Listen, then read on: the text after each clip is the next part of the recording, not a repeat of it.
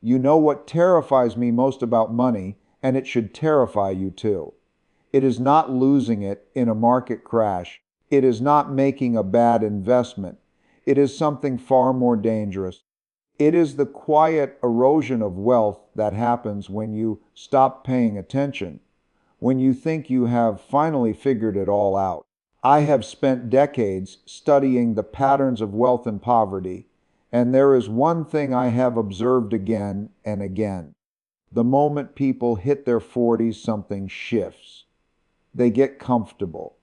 They think they have earned the right to coast. They believe their salary will keep rising and their pension will take care of them and the government will somehow fill in the gaps. And that right there is the beginning of the end. Let me tell you something that Ray Dalio understood long before most of us were even thinking about money. Wealth is not static. It is a living, breathing thing. It either grows or it dies. There is no middle ground, and the people who lose their wealth after 40 are not the ones who take wild risks. They are the ones who stop moving altogether. Think about water for a moment. When water flows, it stays fresh and clean and life-giving. But when it sits still, it stagnates. It breeds bacteria. It becomes toxic. Your money works exactly the same way. The second you stop actively managing it, actively learning, actively adapting, it begins to rot from the inside out. Now I want you to imagine two people both earning £60,000 a year. Both are 42 years old. Both have families, mortgages, cars. On paper they look identical. But 10 years later, one of them has built a portfolio worth £500,000, while the other is drowning in debt, wondering where it all went wrong. What happened between them?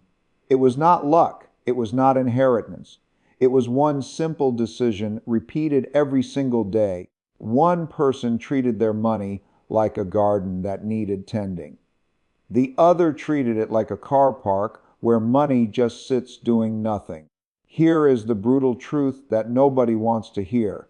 After 40, your earning years are limited. You might have 20 good years left, maybe 25 if you are lucky, but your expenses are not slowing down. Your kids need university. Your parents might need care. Your body starts demanding more from the health system. And inflation, that silent thief, is eating away at everything you have saved. So when you choose to ignore your finances, when you hand over control to someone else and just hope for the best, you are not being sensible. You are gambling with your future. And the house always wins when you are not paying attention. Ray Dalio talks about principles, and his first principle is this: truth, or more precisely, an accurate understanding of reality, is the essential foundation for any good outcome. Most people live in financial fantasy. They think their salary is their wealth. They think their house is an asset, when really it is just a place they owe money on. They think they are middle class, when actually they are one redundancy away from panic. I met a man last year in Manchester. Nice bloke. Worked in middle management for a solid company. 51 years old. He came to me because his company had just restructured and his role was being made redundant. He had a mortgage with 15 years left on it, 2 kids still at home, and when I asked him about his savings, he looked at me like I had asked him to solve quantum physics. He had nothing. Well, not nothing. He had about £8,000 in a cash ISA, earning practically zero interest. He thought that was sensible. He thought keeping it safe in the bank was the smart move. But inflation had been eating it alive for years. In real terms, he had less money than he did 5 years earlier. This is the mistake. Not investing badly, not taking crazy risks, but doing nothing at all. Letting your money sit there like a lump of clay while the world moves on without you. The wealthy do not make this mistake. They understand something fundamental. Money must work harder than you do. If you are trading your time for money, you will always hit a ceiling. There are only so many hours in a day. But if your money is out there working, growing, multiplying while you sleep, then you have broken free from that ceiling. And here is where most people get it wrong after 40. They think investment is complicated. They think you need to be some kind of financial genius to make your money grow. So they do nothing. They park their cash in a savings account, getting 1 or 2%, while inflation runs at 4 or 5 or 6%, and they wonder why they feel poorer every year. Let me share something with you that changed everything for me. There is a concept called the Rule of 72. You take the number 72 and divide it by your rate of return, and that tells you how many years it takes for your money to double. So if you are earning 7%, your money doubles every 10 years roughly. But if you are earning 1% in a savings account, your money takes 72 years to double. You will be dead before it happens. Now think about that. Really think about it. If you have 20,000 pounds sitting in a low interest account, you are actively choosing poverty. Not today, not tomorrow, but 10 years from now, when everything costs twice as much and your money has barely moved. Ray Dalio built one of the most successful hedge funds in history, not by being the smartest person in the room, but by understanding cycles. He understood that economies move in patterns, markets rise and fall, asset prices fluctuate, and the people who win are not the ones who try to time everything perfectly. They are the ones who stay in the game long enough to benefit from the upward cycles. But after 40, people panic. They think they have missed the boat. They see younger people buying property or investing in stocks, and they think it is too late for them. So they sit on the sidelines holding cash, watching their purchasing power evaporate year after year.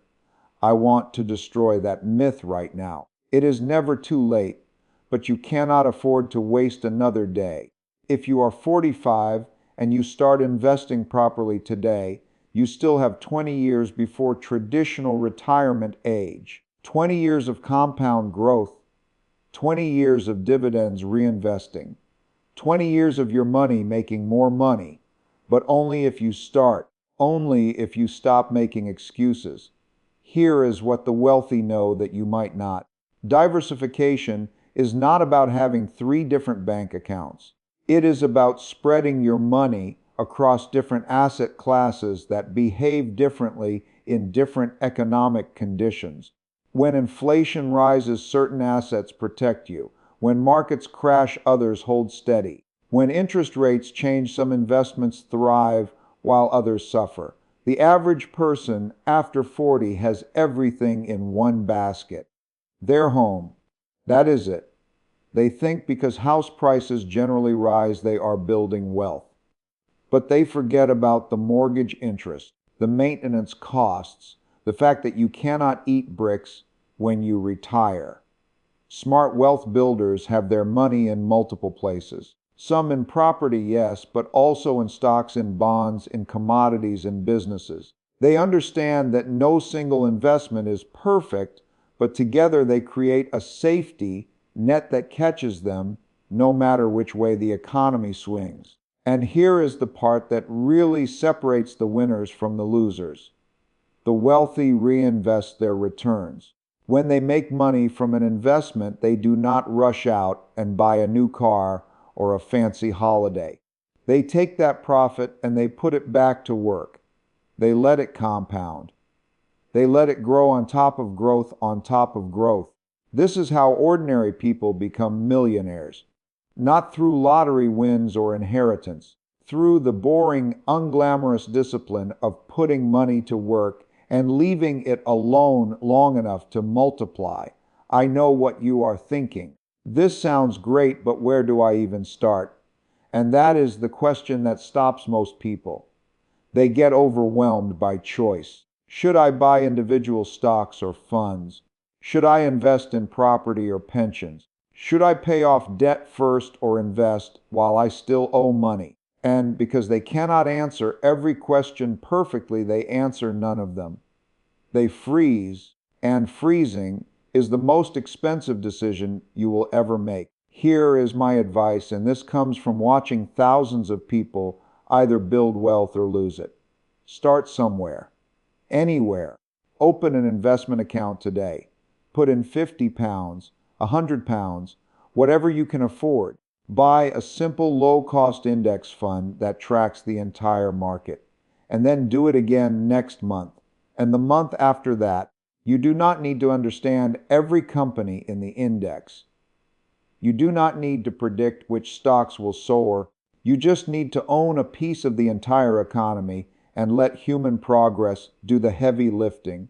Because here is what history tells us. Over the long term, economies grow, businesses innovate, productivity increases, and the people who own shares in that growth become wealthier. Not overnight, not without ups and downs, but consistently over time. The mistake people make after 40 is thinking they need certainty before they act. They want guaranteed returns. They want zero risk. They want someone to promise them that everything will work out perfectly. And because that does not exist, they do nothing. But doing nothing is not zero risk. It is the highest risk of all. Because while you wait for certainty, inflation is robbing you. Opportunities are passing you by. Time is running out. Ray Dalio talks about making mistakes and learning from them. He says pain plus reflection equals progress. And I think this is critical for anyone over 40 who feels like they have wasted years. Maybe you have made bad financial decisions. Maybe you spent when you should have saved.